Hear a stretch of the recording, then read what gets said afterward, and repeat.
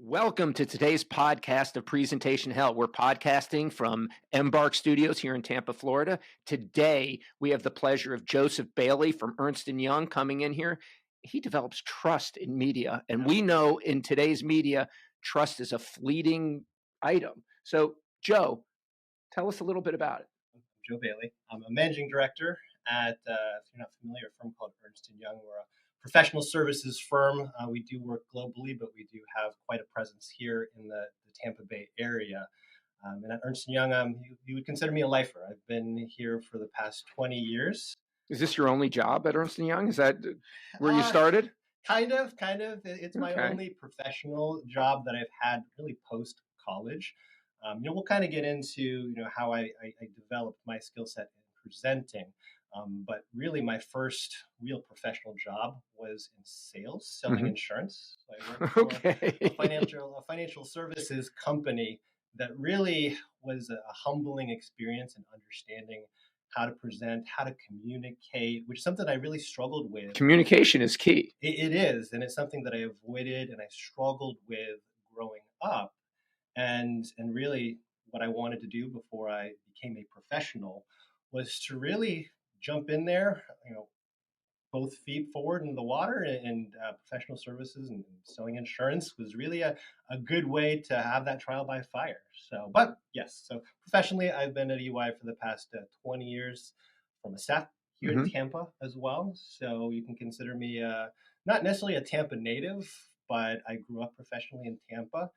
Originally from Omaha, Nebraska, but all right. I've been here longer than I've been anywhere else. So one of the things you said here in your whole career is you're talking about presenting and communicating, but then matching it to trust. And in today's day and age, I don't know if I trust what I see on Instagram, on Facebook, on Apple stories.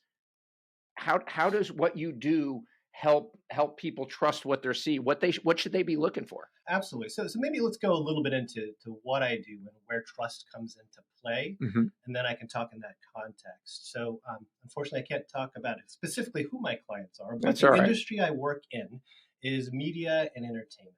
Okay. Which is, a very broad thing to say, but specifically advertising, business analytics, you can consider that. So by way of context, globally, roughly $700 billion of spend is on advertising. Advertising, from the Super Bowl to the billboard on the car to the little ad that comes up on my phone. All forms of media, exactly. The billboard on the street, what's on TV, what's on Facebook, what you're seeing in a newspaper, all of that combined is around a $700 billion industry globally. But if you think about how that works, at the end of the day, you have organizations that want to sell their product. They want to sell a can of soda, or they want to sell food or some consumer good that they want to sell. And what they want to identify is who wants to buy, who would be interested in this product. So where they go is to where the attention is. So that's where media comes in. So hang on, where the attention is, does that go to that thing, if it bleeds, it leads? If it bleeds, it gets the attention. Therefore, is that why things get skewed so far? I wouldn't necessarily say if it bleeds, it leads. I mean, conceptually, that tends to be the case. But where is the interest? It could be where things bleed, but where is the interest? What are us as consumers? What are we interested in seeing? What are we interested in doing? And what really comes into that decision is, how do you measure that? Well, how do you find it out and then measure it? Absolutely. So there are organizations out there that do that. Your Googles, your Metas, your Facebooks, they have that information. So tracking the digital data of who clicks on what, how long they view it, what gets traction, what gets viral, these types of things are the bread and butter of what you're talking about. Absolutely. And if you think about the complexity of that, it's not just digital, it's on television. Everything's digital these days, but you have your traditional media. Driving in today, I was listening to the radio, tracking that. You mentioned billboards, tracking that. So it can become much more complex than tracking the clicks and tracking the impressions. But if you think about my journey this morning, I listened to a podcast at home. I listened to a radio on my way here. I watched a YouTube video today, and I'm participating in this. So if you're an advertiser and you want to reach me, you want to understand, did I see the same person across their journey, across their exposure to media?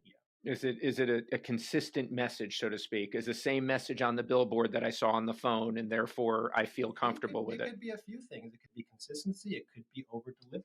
Like, am I seeing the same person too many times? Did I already sell this person on something, and do I need to go somewhere else? That's some of the just a little bit of the challenge that advertisers face in media.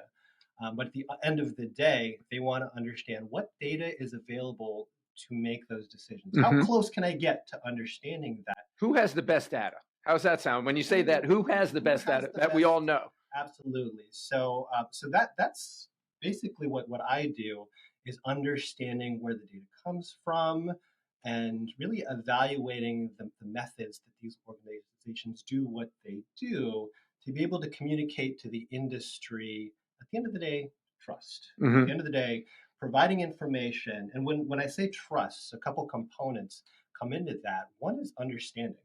So not just do you trust what they're saying, but do you understand what they're saying, what they're doing? And that's Hmm. part of the communications that we Is provide. there a step process? Like first they have to understand, and after they have to understand, they have to have it as their own conviction. And once they have their own conviction, then they can trust. And once they trust, then you have an opportunity. I don't know. I just kind of went through there. Is there a process that humans go through that way? You know the maxim: seek to first understand, then to be understood. Right. So they're You have to understand to be understood. exactly. Okay. Listen before you speak. So understand what it is, who your audience is, what they're looking for, and then once you understand that, then you can ask them the deeper questions. Then you can really communicate your message. But maybe technically, from what you're speaking about, at the end of the day, I understand. I'm an auditor, and Okay. there's connotations to being an auditor. You think, You're someone who's going to scare me. My auditor's coming in. Holy good. I don't want to absolutely. see how do you keep friends? Absolutely, absolutely. By telling them I'm a consultant instead of an auditor. But I've owned it because being an auditor, I've understood is not. I mean, there's It's an authoritative position. kind of. I Well, think you're actually you're not dictating compliance, but you're administering compliance, and therefore you get a leadership role. absolutely. So as an auditor, at the end of the day, I'm a Hmm. CPA. I'm paid to give my opinion. Literally, the product that I sell is I am giving you a signed opinion. What is my opinion? What's our team's opinion on this thing? It's a professional opinion, no different than a lawyer giving you a professional opinion. Absolutely. Okay. Financial statement or this space. So I'm an auditor. I issue an opinion, but that opinion is not a financial statement. It's based off of what we've done to investigate the services that a company provides to provide the data that we were talking Hmm. about. So that's kind of the process of what we do is first we seek to understand what is it that you do technically, physically, to put this all together Hmm. methodologically. It could be anything from the ones and zeros, the bits and bytes from a technology perspective, but it could also be from a research perspective, whether it's AI, whether it's advanced statistical methodologies. We talk with the engineers and the statisticians to really understand how they do what they do or why they do what they do. And we put that story together first. Hmm. Tell us what you're looking to do and why you do it. And then once we understand that, we develop an audit methodology to then test how they do what they do or what they're intending to. Hmm. At the end of the day, what they're telling clients that they do.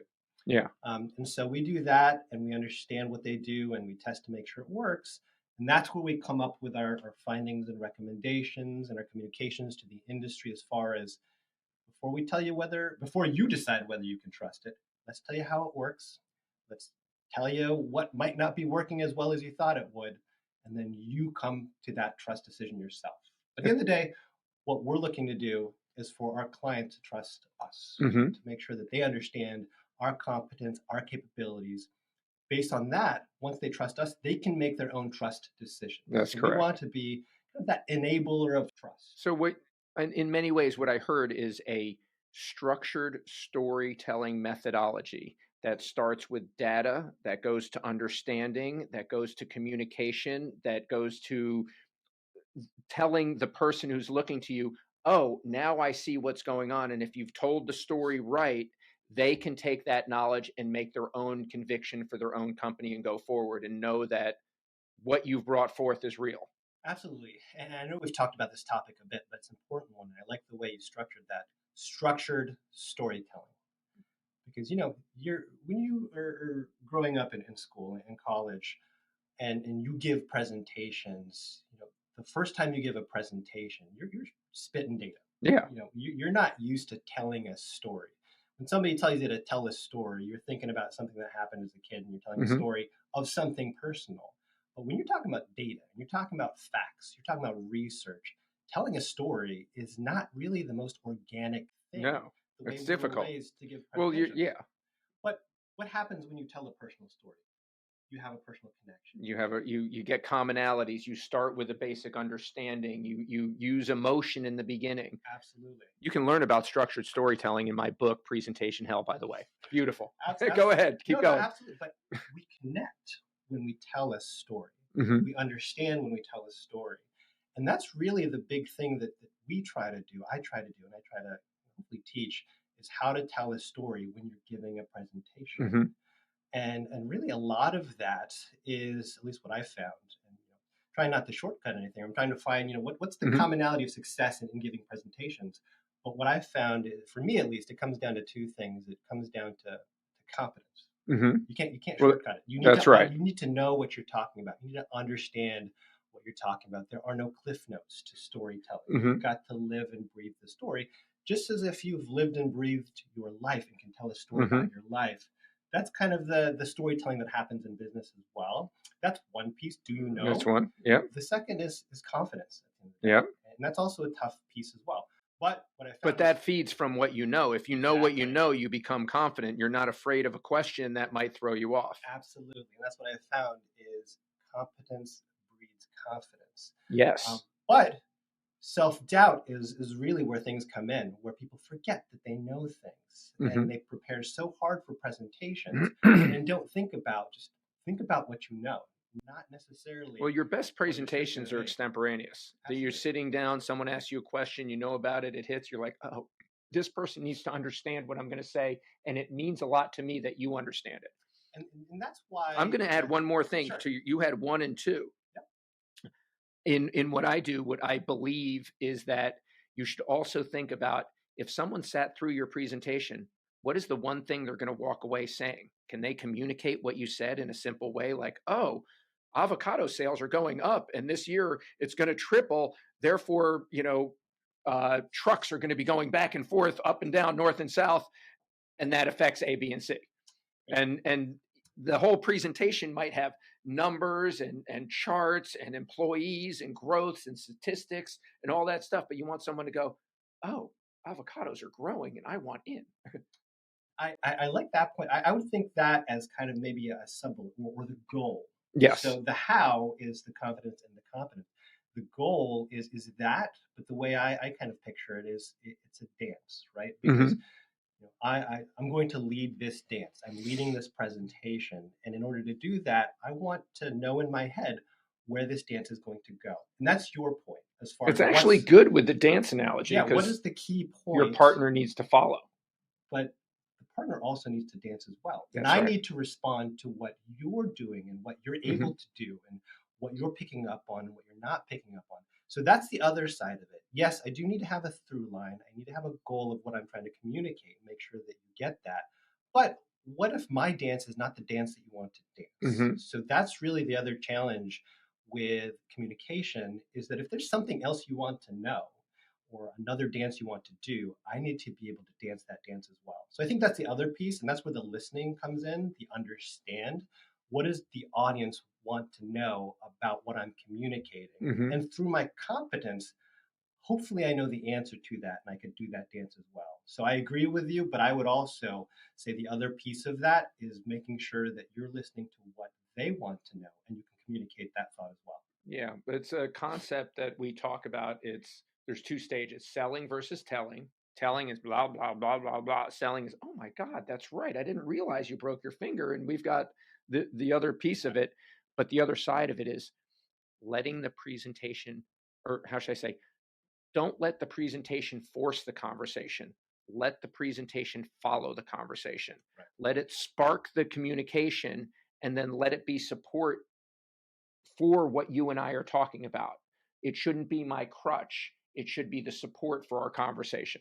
If you can get that far, this is where real trust comes in. So in terms of crutch, and this is where some of that confidence or credentializing comes in, as we've talked about, your Shuffler platform in the past, where in terms of crutch, we're grown up on PowerPoint, right? We're grown up understanding slide 1, slide 2, slide 3. Let's go through the bullet It's points. linear. It's very linear. Don't talk to me about slide 7. We're only on slide 2. Wait. We talked about extemporaneous conversation. It's a conversation. Mm-hmm. We're not spitting data at you. And really, to establish that rapport, the story tell, you need to have some participation in that as well. And being able to jump from slide to slide or do what your platform does, I think is an important capability in communicating, is being able to follow the conversation and to jump around if the conversation is jumping around, doing the dance. So I think that definitely helps when you kind of talk to me about Shuffler, like that's how we want to give presentations. But sometimes if you doesn't always go that way. Sometimes when you have that crutch of a PowerPoint in your head, you want to have a conversation, but then you snap back to the because that's your support. That's where I'm safe. My warm jacket is sitting there going through that. I get the whole. Absolutely. So somebody asked me today, like how are you going to prepare for the podcast today? Like, well, I've worked 20 years. It flows out of me. Exactly. I said, well, I give pretty good presentations at work through the model of knowing what I'm going to talk about. And so for today, I was like, what's my story? What am I going to talk about? Like my history or what I do. I didn't want you preparing for this. I wanted you to come in and give it. That's the whole point. That's for I want a human here. I want the human response, not the plastic. I came in to say this way and it's perfect. Absolutely. So that was kind of typically my preparation, is knowing what you're going to talk about, but also understanding what you want out of the conversation. That's true. Understanding your audience. I was going to say something on this. I normally don't go into this, but like, you understand presentation very well, much more than most. And I view presentations as a whole medium of communication that has been overlooked. People track TV, radio, print, billboards, everything on the web. Every moment you've been there, how many viewers, how much it costs, what's going on. But for some reason, presentations were left off of that thing. And presentations have been around since a caveman wrote on the wall to teach the younger, this is how you kill bison. And then they grew up and did the same presentation. And then in the Egyptians chiseled their presentations into rock, and so did the Greek. And every religion put presentations as stained glass on their thing. As you walked by, it told the message of the religion so that it can teach the illiterate what it was and bring them into their flock. And here we are today, way past the technology revolution, and it's still not even managed well. And it's one of the most amazing things, because the most viral thing is a good story, and a good story will live hundreds of years. Shakespeare, the Bible, Quran, all these great books that have been written are really anecdotes and stories that people hear and they can retell. Absolutely. And I think one of the challenges that I agree, you know the adage, what gets measured gets managed. Okay. Right? What squeaks gets the oil. Exactly. So we were talking about impressions. If your goal is to know how many people saw a thing, then you're going to drive towards the thing that is seen the most. Yep. But is that impactful? Is that effective? You're talking about presentations, effective presentation. I mean, it's hard to measure. That's a hard measurable. It is hard to measure. I mean, really anything can be a presentation, effective, creative in a video ad. But at the end of the day, what matters are the outcomes. What does somebody do in response to your message that is aligned with what you wanted them to do? And that's the kind of the holy grail of media measurement, is identifying the outcomes. What's actionable? What is actionable? Yeah, exactly. What is actionable? What is effective? So that's really kind of where I've always seen. Don't listen to what people say. Watch what they do, and you'll know exactly what their intent is. Absolutely, which is a very hard thing to do at scale. But that's the ultimate goal. It's hard to be cynical when someone's talking to you and going, this person has personal interest. And to weed through and a lot of people will do things, but they'll say the opposite because they don't want to be perceived as doing what they do. Otherwise, everyone would be honest about every crime that's ever been committed on the planet. Absolutely. I mean, that's human nature in many ways. I mean, it all speaks to credibility. And I think that's part of the trust building and presenting is how do you build that credibility? I mean, a lot of that's what I said, the knowledge and understanding, the competence. Mm-hmm. But I think that's a very important piece, the credibility. Trust and credibility makes a difference, and that leads to a sale. If you're not credible and trustworthy, why would I give you my money? Again, that goes into doing the dance. Yep. If I go in with this intention, you come in saying, no, I want this, and then I follow you, a lot of the credibility goes into just understanding that they're willing to pivot. They're willing to deliver whatever message, whatever service really suits what it is that you need, the information that you need. I have, and I can go there as well. It's not what the information is, it's how you deal with it. Absolutely. And I mean, to be clear, you can't take self-interest totally out of it. No, you both want no, you have to, you actually have to put self-interest at the front of it because ultimately everyone is self-interested. Absolutely. Yes, we're esoteric. Yes, I want to feed you and do this stuff, but if I'm going to starve and you're going to starve, I'm taking the bite first. Absolutely. I'm just saying at the end of the line, we're all human. I agree. But also the piece of that too, we both have our own self-interests. But at the end of the day, as part of the conversation is understanding at what point our self-interests align and we have a common goal. So yeah, that makes a sense. That makes the common goal makes a difference. So that's a good point in terms of what is your self-interest. Let me tell you my self-interest. And let's take care of them together. Sometimes we all do better working together. You know, you get a better harvest when 20 people work together than 20 people fighting and everyone starves. Absolutely. So I'm glad you brought that up because there's nothing that you want to hide. We're all here for business. We're all here to make a living. But let's kind of understand that I'm here to provide a service and you're here to get a service. If that achieves both of our goals in an equitable way, then let's move forward. So if I can sum up your career at Ernst & Young, and it's about credibility. It's about trust and the knowledge you've gained about the media landscape, being able to deliver it in a confident, credible, trustworthy way is what is the basis of your career. It is the basis of my career. But what's interesting about that, and I like the way you position that, because that's actually how I started my career. Oh, so, see, I'm at the end and you started at the same place. Absolutely. So not bad if that's where you started. Well, the reason being is this episode of Presentation Hell has been brought to you by the strategy of presentation management. Presentations are a communication channel for your enterprise, and if you're not managing it, you're wasting a lot. In the beginning half, we spoke about credibility and trust and why that's the foundation for all media, for all advertising, for all presentations and communication. And you've built a career on that, and that career cascades over to your company, Ernst & Young, and everyone benefits from it. And that's the foundation of it. It's of a good consultancy. Tell me a little bit about you and what brought you to this position. Like, where'd you grow up? What moments in school were credible? What moments made you go, oh my God, this is horrible? And, and then one presentation or one moment where you convinced someone of something that you didn't think you were able to, and everything changed for you because, oh my gosh. Oh, well, I guess I could answer those both at the same time. But surprisingly, what brought me here, and I don't operate this way anymore, but fear. Surprisingly, fear is a big motivator. It is. It's not a sustaining or scalable motivator, I would say, unless you're the mafia. Exactly. But fear. So growing up, like I said, grew up Omaha, Nebraska, only child, very stable family. Dad was in the military. Mom was a nurse, and I grew up really an introverted kid, a very shy kid. Socially awkward, socially anxious, like many are, growing up. But that continued for some time. What's some time? 6th grade, 8th grade, high school? Did you grow up? Did you get out of high school being the dork? Maybe through. I'm still a dork. We will always be. Yeah. Some of us are geeks as well. Exactly, both. I'll proudly claim both. But as far as really that, I'm still introverted. I'm still shy.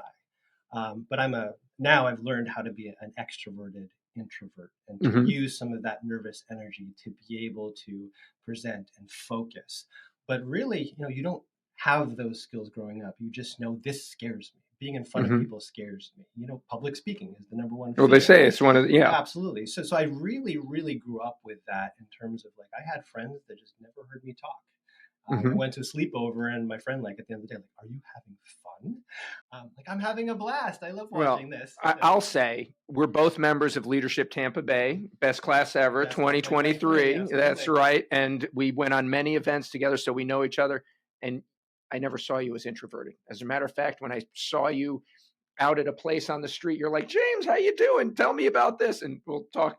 Right? Learned skill. That's a learned skill. Absolutely a learned skill. So I grew up very introverted, very not jumping into things, not going into areas in terms of challenges that I didn't know full well what was on the other side. I really wanted to understand. And that's kind of what maybe led me to accounting, my degree, is I want to know the rules. I want to be able to understand those rules so well that I can go to a company and tell you the rules. I know the game and I can play the game. And so isn't that what the legal profession is? They write the rules so well that no one else can understand it. Therefore, you have to hire them. That's the game that I was wanting to play. Absolutely. I will invest the time to learn a complex thing and help communicate that complex thing to people. So you gained value out of your introvertedness in a way because you can sit and focus on something. And when you've got the whole thing down, you sit back and said, let me tell you about that, because your confidence level is there, and therefore absolutely. That's good. For it, the mindset for that, just focused concentration on a single thing. And so that's early on through high school, jumping into college. I always knew I would want So you were in Nebraska through high school? Nebraska through middle school. Through middle school. And then around the junior high school is when I moved down to the Panhandle of Florida. Okay. Right. So, parents in Nebraska. We all moved down to Florida for my junior high, and then I ended up going to Florida State University for FSU for my undergrad and graduate. But I had always known through my teen years that I wanted to do something in business. I did FBLA in high school. Kind of. What's FBLA? Future Business Leaders of America. Okay. Yeah, one of the organizations that I was in, just to kind of get a flavor of what business is. And so in college, I majored in business, specifically in accounting. And still with that mindset of I want to be really focused on this subject matter and then deliver that. And I even perpetuated that into my master's degree, which was tax accounting. I really wanted to know something. God, obscure. Are you boring? Exactly. Jesus, God damn. It's like, let's get this guy drunk. No, I'm just kidding. I really wanted to kind of credentialize this. Did you have any wild parties in college? Anything amazing happen, or is it all studying in tax accounting? No comment. Okay. But so that tax accountant, you have this connotation or this you envision what a tax accountant would be. It's me. But so this is what I was thinking in my head, and so one of the things that really manifested in my college years was really trial by fire, driving towards the things that you're afraid of to get through the things that you're afraid of. And so that's really the skill set that I developed through starting the college years, is if I see something that I'm afraid of, then I know that there's a lot of growth to be had by experiencing that, learning from that, and then breaking through and going through that. So that's where I got into, like I mentioned, I used to sell insurance and financial services. So is it any irony that someone who goes for tax and a master in tax ends up in something as exciting as insurance? No, it's not. It's not. Yes, and that's why that's the safe spot. That's adjacent, that's okay, right? That's the adjacent. But big wealth comes from that area. Ask Warren Buffett. It can, but one of the things in that industry, at least the position that I had, is you're selling. So I had to call friends and family and influence them to buy insurance, which isn't the most exciting thing to sell. You don't go on Amazon and say, I want to buy some life insurance. It's not something you want to get. So see, for me, it organically happened when I had my first son. Suddenly I needed insurance. Exactly. But how do you sell insurance to somebody without kids? Yeah, I don't know. Without a family. So that's where a lot of my learning of presenting came from, is really to convince people to buy something that I believed in, that they needed, And I'm a big advocate for insurance, and I love the company that I worked for at the time. Risk management. Risk management, yes. So how do you convince somebody that's not a buyer yet, doesn't understand this complex thing, won't benefit for it until they're dead? Were you successful? I was successful as a college student. Yeah, Okay. I mean, to be honest, my goal, and it's important to be goal oriented, is the person that I was dating at the time, who I'm married to Obvious now. motivation. Yeah, We know where the world comes from. 20 plus years we've been married, and this job that I had, part of it was so that I could buy a wedding ring. And so I Okay. had kind of a goal in mind to do this. So I was successful enough to achieve that goal by convincing people of the importance of insurance, educating them on, and that was kind of the value that I liked out of it, is I was doing financial planning. I was That giving is them, that is the beginning of financial planning. absolutely, and I would give them a comprehensive kind of retirement plan or understanding of their position. But then, at the end of the day, my focus was on filling this specific component of it. So yes, successful as a college student, but I checked that box. Yep. All right, I did this. Seems like you're a very check the box type of guy. Yeah. This is my next step. This is my next point I need to be at. I need to be at this corner at this time. I'm going to be at this point at this time. And this has nothing to do with your triathlon type activities. Yeah, absolutely. My day is heavily regimented like that. But I check the box in terms of I can see myself achieving the skill set to get past this fear. I did it, but then I don't want to start my career in sales. It was that first somewhat naive thought, is that I don't want to sell. But everything's sales. Everything is sales. And that was a future lesson for me. But what I wanted to do was use my education as my day to day. I learned this. Let me deliver this. You really wanted to take the knowledge you learned in college to be the foundation for you to earn your living. That was the reason why I left that. I don't want to call it a profession. I think a lot of people nowadays don't realize that picking your thing in college should be the foundation for making money. And sometimes there's a misconnection, and maybe some communication could be done in today's society. There could be. I think there's a lot more to be said there as to why that is. But it's a whole nother conversation, by the way. Absolutely. So fast forward to the end of my college career, looking to get my first position, interviewed with what was the time the big 5 companies, so EY, Deloitte, KPMG. Now there's like 8 of them or so, Accenture and Tata. It's a variety of. Yeah, those are second, third tier. When you're on the first tier, they are. Yeah. To the rest of us, they're all up there. Well, right now, they're called the Big 4. So yes. It was the Big 5 and the Big 4. As I was interviewing, I interviewed with one gentleman at EY, and I wanted to be a tax accountant, right? That was my degree. I wanted to use this education and do that.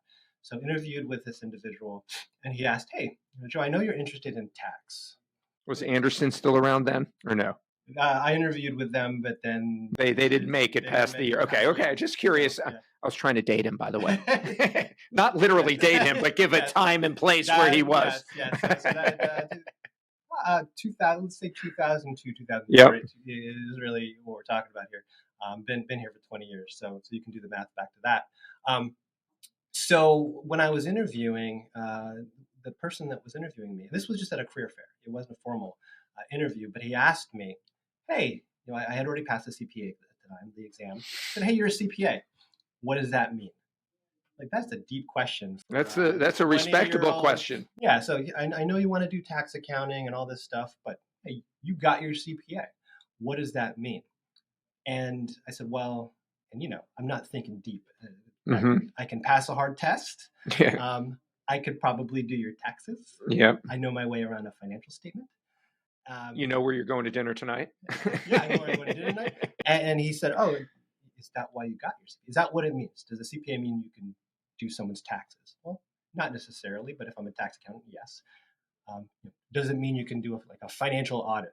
Well, if I'm on a financial audit, yes. What does it mean broadly? What does it mean to you? You spent your life to get this degree, and you're standing in front of me presenting yourself as this. Absolutely. Who are you? So is doing a tax return going to get you up in the morning? Is that going to get you going? And I said, no. And so, I failed that test, and he told me what it means to me. And he said, having a CPA, the profession that you're getting in, That is one of the few trust designations. He said that right at that first beginning. So, okay, Absolutely. that's So this was understandable. 21, 22 years ago. Well, the last person I want to talk to is, how about this? I'll say it this way. I'd rather have a average, honest person than a brilliant thief. And Absolutely. especially if they're taking your numbers, you're opening up your most vulnerable thing. This person has the ability to go, you're on, thin ice here, or you've got too much money and I need to have some of it and you won't see it. Yeah, I didn't I'm just think of saying that. there's such power that goes in that I position. honestly didn't think of it that way, but that's very true. He sold me on integrity. That's the number one thing. Absolutely. So he said, you need to have integrity and you're selling integrity. And he said, whatever you do, you can be trusted to do whatever you do. Mm-hmm. And you're paid for your opinion. You're paid for that expertise. And because you have your name behind it, because you have those credentials, they see that as a trust mark, a trust designation. If you're an MD. Well, I've known you for a year and a half, and I would say trust is one of the words you can use for your personality from what I've known. And I appreciate that. But a lot of different designations is more a skills-based designation. But what he said is, CPA, that designation, at the end of the day, the goal is to establish trust and provide trust in a business relationship where trust isn't where it needs to be for fluid business to occur. And that really, and the reason he was trying to sell me on that is because the job that he had for me wasn't tax accounting. He said, hey, it's not going to be tax. Where'd he put you? What was the job? What I'm doing today. So it went right into it that way. Yeah, that's excellent. Because everything that I explained to you on what I do as a student, I had no idea this was a job that a CPA does. I mean, no one knows this is a job that a CPA does broadly. And so he wanted me to understand really the goal that of the career that I'm getting into, and then aligning some of the things that are available from a job perspective to how that fit that goal. Let's talk about that foundation of trust and what it means to a variety of other things you do in community right now. You're on nonprofit boards. I see you involved in all sorts of things from health and triathlon, very committed things. Tell us about your theater exposure. Yeah, again, kind of. Maybe it moves away from fear to things where I know I'm not as exposed or competent or confidence. So let's get to that, because I was talking about effective presentations. One of it's competence and the other is confidence, right? So in all those different areas, like physical fitness, like I'm a marathoner. I do quite a number of half marathons a year, dabbled in triathlon. Growing up, I didn't do any athletics. Maybe martial arts I dabbled in for a little bit, but never team sports. None of that I did. And I picked up running when I was 35 because I recognized. That was the first time you picked up and started doing that? Absolutely, yeah. Because you're totally committed. I see it all the time. I ran my first half marathon the year I started running, as a 35-year-old. And then. What's the longest, highest profile marathon you've run in? New York, Chicago, done a bunch of the Disney. He says New York, Chicago, like no big deal. These are the New York Marathon's a big deal. Did you make it to Tavern on the Green? I did. Well, yeah, I appreciate it. Well, I didn't. It's not a qualification, right? No, I know that. I'm asking. I got married at Tavern on the Green. That's why I say that. I lived one block from there for 20 years. Yeah, absolutely. But yeah, so those were the most memorable, probably in New York and in Chicago. But I love the Disney marathons as well. What is a Disney marathon? Do they have you run around the park? What are we talking about? They do, yeah. That's kind of cool. My first marathon was the Disney Marathon, and the Disney Marathon goes through all of the parks. So Epcot, Magic Kingdom, Animal Kingdom, whatever it's called now, MGM. So it goes through all of those parks. That's kind of neat. I never knew that. That's exciting. It's kind of interesting. It's 26.2 miles. And Animal Kingdom, they run you through areas. You're like, I'm running. No. I mean, they run you through the back lot, and you can have some interesting smells there. A good friend of mine just ran the Disney Marathon, and I think it took a couple minutes, jumped on a roller coaster midway through.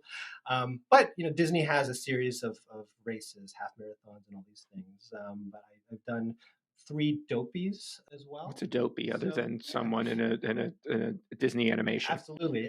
So the dopey challenge is running all the races. So I believe it's a 5K, a 10K, a half marathon, and a marathon. and it's running all of those. They're on separate days. You realize by committing to those and doing them regularly and being on that regiment, an outsider looking that builds trust. You trust someone who, it's like, It builds trust, but really what it is it builds trust in myself. yes, I know I can achieve this. I know I could put in the discipline to do these things. that's all really And important. if anybody else takes something from that they see that I did that, then that's great. But my goal in doing that is to know and prove to myself that I'm capable of doing that. And same thing with being involved in Leadership Tampa Bay. There's what was really the most eye-opening experience with Leadership Tampa Bay is understanding the extensive variety of people and professions that are in this area. Because I'm in an accounting firm. There's not necessarily one mindset. We're a very diverse organization, but at the end of the day, we are all in the same profession. You're in the same profession, the same goals, and you have the same clients working towards the same area. Absolutely. So the running and the racing and all that stuff is really to prove my competence and my capability. That's for yourself. That's for myself. It does rub off on everyone else, by the way. When they watch someone that committed, it's like, wow. Yeah, but with what I'm involved with Leadership Tampa Bay, what I'm involved with the United Way Suncoast, what I'm involved with Stageworks Theater here in Tampa, that goes into the understand. Understand those communities, understand arts as the foundation. So as an introvert, you took a step to be involved in every part of the community. Leadership Tampa Bay gives you arts, healthcare, emergency services, educational services, transportation. There are so many things that it exposes you to, and you understand the whole community as a whole organism, like a living ecosystem, and it gives you perspective of your own community. What that all does is allows you to be a better communicator. Yep. Like, hey, I understand that. I don't know deep into your profession, but I understand it a little. Better communications with Joseph Bailey. but that's what all of this leads to. And it might not have been my initial intention, but in the back of my mind, thinking about it, I think that's really what I had in mind. Is I just want to understand things a little bit more because I hadn't been exposed to it yet. See, and one last thing, an ordained minister. You marry people. What's going on? I do. So I wear a lot of hats or robes or whatever they would be. Robes. so at Ernst & Young, one of the things that I do in terms of rather other than leading teams is I do recruiting. So I do a lot of hiring and interviews as well, which is a form of presentations and communication. So I like to say I provide full service. Full service. I will recruit you. I will hire you. I will train you, and I will get you married. Have you ever delivered a baby? Not yet. Okay, I'm sitting here going like, what else hasn't been done here? Other than can you cut diamonds? Other than the fake one that we delivered at Healthcare Day Leadership. See, I went through the heart attack room, not the baby delivery. Not the baby delivery. During Leadership Tampa Bay on Healthcare Day, they took us into the OR of St. Joseph's Hospital. A number of them. Yeah, we went through more than one. They performed an actual open heart surgery right there, putting in a stent of someone while we were in there. I was like, what the hell's going on? And you were there for a delivery of a baby, I guess. You had the different room. Well, it was the training center. The training center, yes. Someone didn't really have a heart attack. There was a person there who claimed it. They did a thing. They opened the vein. They showed the stent. They put it in. They mocked up the sewing. They had it was amazing. One of the most amazing experiences I've had in my life. Absolutely. Leadership Tampa Bay, and you're here because of it. I'm glad of it. Absolutely. So yes. So I do weddings for friends and family. Again, communicating.